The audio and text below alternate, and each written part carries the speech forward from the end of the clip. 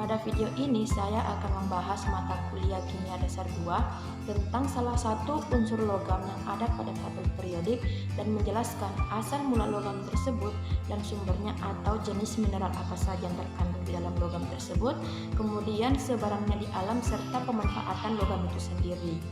Di sini saya akan membahas logam nikel. Sebelum itu, saya akan menjelaskan definisi dari logam nikel. Nah, logam nikel adalah salah satu logam yang berwarna putih keperakan, di mana digunakan dalam pembuatan stainless steel dan paduannya yang lebih kuat dan lebih mampu menahan suhu ekstrim dan lingkungan yang korosif.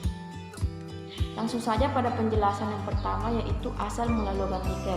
Nah, nikel pertama kali diidentifikasi pada tahun 1751 oleh Baron Axel Fredrik Rosted. Nah, dia adalah seorang mineralogi dan ahli kimia dari Swedia. Rosted awalnya menyebut nikel sebagai elemen cover karena terdapat pada batuan yang tampak seperti biji tembaga. Penambang saat itu melihat elemen ini sebagai momok pada batuan yang bawa tembaga. Mereka berpikir bahwa kehadiran elemen ini atau nikel ini dapat mengganggu mereka dalam mengekstrak biji tembaga pada batuan asalnya. Nikel adalah unsur kelima yang paling melimpah di bumi, tetapi kebanyakan dari nikel terdapat di inti bumi yang kedalamannya sekitar 1.800 mil dalam permukaan. Dalam kerak bumi, dua jenis deposit utama biji yang memasuk sebagian besar nikel yang ada di bumi. Deposit nikel yang pertama yaitu deposit nikel sulfat, seperti yang dapat ditemukan di negara Norilsk, Rusia, Sudbury, Kanada, Kambalda, dan Australia. Kemudian deposit yang kedua yaitu deposit nikel laterit, seperti yang dapat ditemukan di negara Kuba, Kaledonia Baru, serta Indonesia. Deposit nikel sulfat atau nikel sulfida mengandung sekitar 40% sumber daya nikel di dunia dan saat ini menyumbang hampir setengah pasokan nikel global. Biji nikel dapat berkembang jika magma yang mengandung rendah silika dan jumlah tinggi magnesium menjadi jenuh dalam sulfur. Biasanya bereaksi di batu yang ada di kerak bumi. Cairan yang kaya belerang dapat terpisah dari magma, ion nikel, dan beberapa elemen lainnya bisa bergerak ke dalamnya. Karena cairan magma kaya belerang padat, maka cairan akan tenggelam dan terakumulasi di sepanjang dasar atau biasa kita sebut dengan sebutan magma chambers. Intrusi atau aliran lava di mana mineral-mineral nikel biron sulfida kemudian dapat mengkristal. Kemudian Sudbury Igneous Complex adalah sumber terkemuka biji nikel yang di Kanada dan terbesar kedua endapan nikel sulfida di dunia.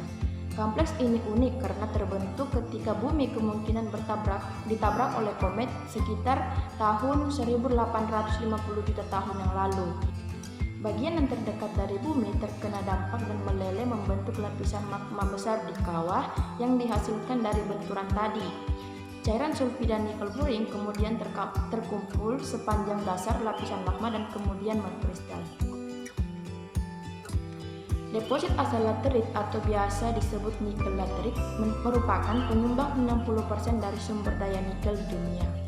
Nikel laterit terbentuk dari lingkungan yang hangat, lembab, tropis atau subtropis ketika batuan beku dengan jumlah rendah silika dan jumlah tinggi magnesium dihancurkan oleh pelapukan kimia.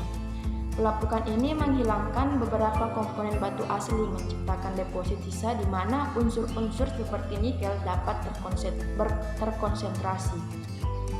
Nikel berasal dari sisa-sisa tumbuhan ataupun makhluk hidup yang terkubur dalam tanah selama jutaan tahun lamanya. Pembentukan nikel di alam biasanya bersama-sama dengan kromium dan platina di dalam batuan ultrabasa. Hanya ada dua jenis endapan nikel yang bersifat komersial, yaitu endapan nikel sebagai hasil konsentrasi residual silikat pada proses pelapukan batuan beku ultrabasa dan endapan nikel tembaga sulfida. Nah, batuan ultrabasa di mana terdapat unsur nikel umumnya pada batuan gabbro, basalt, dan peridotite. Endapan nikel tembaga sulfida terjadi sebagai akibat pemisahan lelehan sulfida oksida dari lelehan silikat bersulfur sebelum, selama, atau segera sesudah proses peraliran pada suhu di atas 900 derajat Celcius. Nah, Nikel digunakan untuk paduan logam karena sifatnya yang kuat, ringan, anti karat, serta mempunyai daya hantar listrik dan panas yang baik. Kemudian penjelasan kedua yaitu sumber nikel itu sendiri. Mineral utama endapan nikel tembaga sulfida adalah pentlandit dengan rumus kimia FeNi. Mineral lainnya adalah nikolit, skuterudit, nikleoferrus kobaltit, bretautit, gersdorfit, ramersbergit, ulmanit, graphoit, millerit, dan violurit. Kemudian mineral-mineral nikel tersebut biasanya berasosiasi dengan mineral sulfida seperti pirotit, pirit, dan kalkopirit. Mineral utama endapan nikel tembaga sulfida yaitu pentlandit. Endapan nikel silikat sebagai hasil konsentrasi residual pada umumnya tidak mempunyai komposisi yang tepat. Dari pelapukan batuan ultrabasa, mineral-mineral nikel utama yang dihasilkan adalah gautit, konarit, dan garnirit.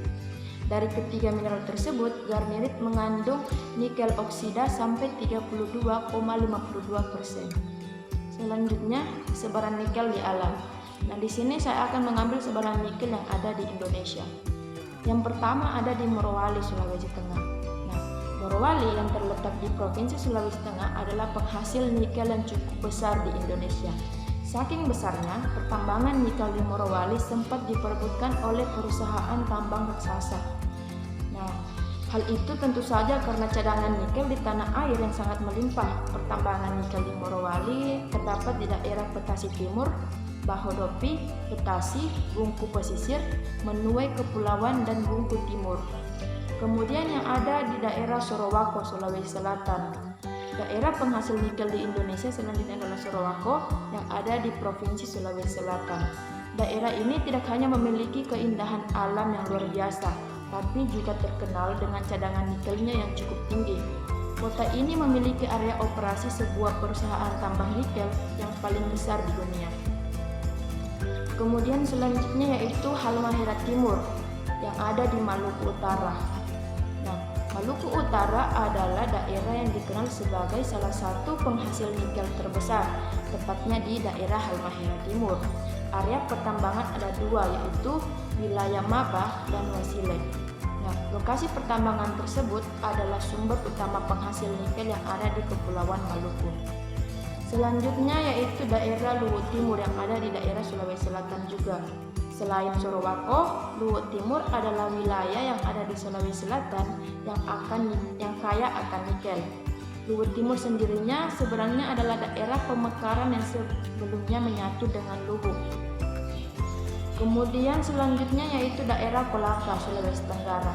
Sulawesi memang memiliki banyak sekali spot pertambangan nikel dengan cadangan yang melimpah. Tidak terkecuali wilayah Kolaka yang masuk sebagai salah satu daerah penghasil nikel di Indonesia yang dapat kita temukan di daerah Batambaga dan Kumala. Kemudian selanjutnya yaitu Pulau GAG.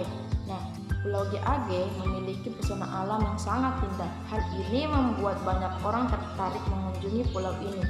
Tidak hanya itu, pulau yang dikenal dengan Raja Ampat ini juga menyimpan hasil tambang nikel yang sangat banyak, sehingga banyak investor yang ingin berbisnis tambang nikel di daerah ini. Selanjutnya yaitu pemanfaatan nikel. Nah, pemanfaatan yang pertama yaitu pembuatan stainless steel. Manfaat nikel yang utama dalam kehidupan manusia adalah sebagai campuran dalam pembuatan stainless steel.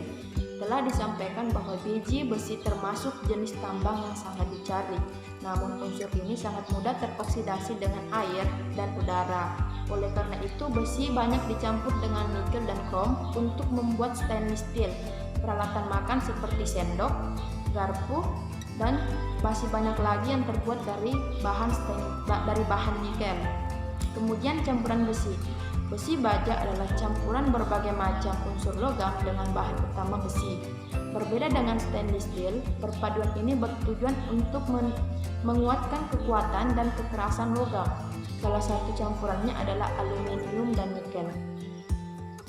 Manfaat nikel dalam campuran besi baja adalah membuat campuran menjadi lebih keras dan dibandingkan dengan campuran dengan aluminium.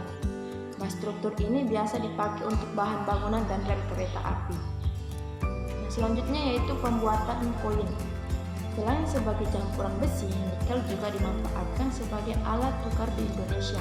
Seperti yang kita ketahui, ada dua jenis uang di Indonesia, yaitu uang koin dan kertas. Beberapa uang koin yang beredar di Indonesia menggunakan bahan dasar nikel. Nah, bahan ini terlihat padat dan berat dibandingkan dengan aluminium. Koin dari aluminium juga terlihat lebih mengkilap. Selanjutnya yaitu pembuatan rangka otomotif. Nah, manfaat nikel dalam campuran pembuatan rangka otomotif ini menjadikannya terlihat lebih mengkilap dan juga tidak cepat berkarat. Ini juga membuat bagian rangka tidak cepat rusak karena karat. Selanjutnya yaitu pembuatan monel. Nah, monel adalah logam hasil campuran antara nikel dan tembaga dan beberapa logam lain dalam jumlah sedikit. Monel digunakan untuk pembuatan tag di kemiliteran atau pembuatan perhiasan. Perhiasan yang dibuat dari monel berkualitas bagus, tidak berkarat, dan harganya lebih murah dibandingkan dengan emas. Di Indonesia ada daerah terkenal dengan kerajinan monelnya, yaitu Jepara yang ada di Jawa Tengah. Selanjutnya itu pembuatan kawat. Nah, manfaat nikelnya sebagai bahan pembuatan kawat. Nikel memiliki sifat ketahanan dan anti karat yang bisa dimanfaatkan untuk membuat turbin pesawat. Selain itu, kawat dari nikel juga banyak digunakan pada alat laboratorium, khususnya pada alat-alat penghantar panas. Hal ini karena unsur nikel juga merupakan konduktor panas yang cukup baik. Selanjutnya yaitu sebagai pelapis. Nikel juga sebagai campuran atau pelapis anti karat. Logam yang dilapisi unsur nikel tidak cepat rusak karena sifatnya yang anti karat. Selain itu, nikel memberikan efek mengkilap yang membuat logam terlihat lebih menarik. Oleh karena itu, nikel banyak digunakan sebagai pelapis khususnya dalam industri makanan. Selanjutnya yaitu katalis. Katalis adalah istilah dalam kimia menunjukkan zat yang berfungsi mempercepat suatu reaksi. Ini juga salah satu manfaat nikel dalam kehidupan sehari-hari. Nah, nikel dapat menjadi katalis dalam proses hidrogenasi minyak. Minyak perlu diubah menjadi padat untuk membentuk margarin atau mentega. Nikel dapat mempercepat proses kimia ini sehingga reaksi ini dapat berjalan lebih efisien. Selanjutnya, elektroplating. Nah, elektroplating adalah pelapisan logam dengan memanfaatkan arus listrik dan larutan elektrolit.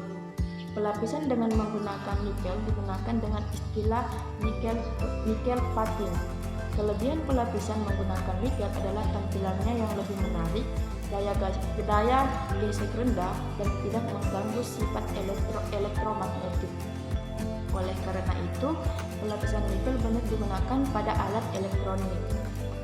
Kemudian manfaat yang terakhir yaitu baterai isi ulang. Salah satu manfaat nikel yang penting adalah sebagai bahan pembuatan baterai. Baterai berbahan nikel termasuk baterai sekunder yang bisa diisi ulang. Berbeda dengan baterai primer yang hanya sekali pakai. Baterai ini banyak dimanfaatkan sebagai sumber energi peralatan elektronik. Baterai nikel yang banyak dikenal adalah jenis baterai kadmium dan nikel metal hidrida. Mungkin itu saja yang bisa saya jelaskan. Lebih dan kurangnya mohon dimaafkan dan saya akhiri. Wassalamualaikum warahmatullahi wabarakatuh.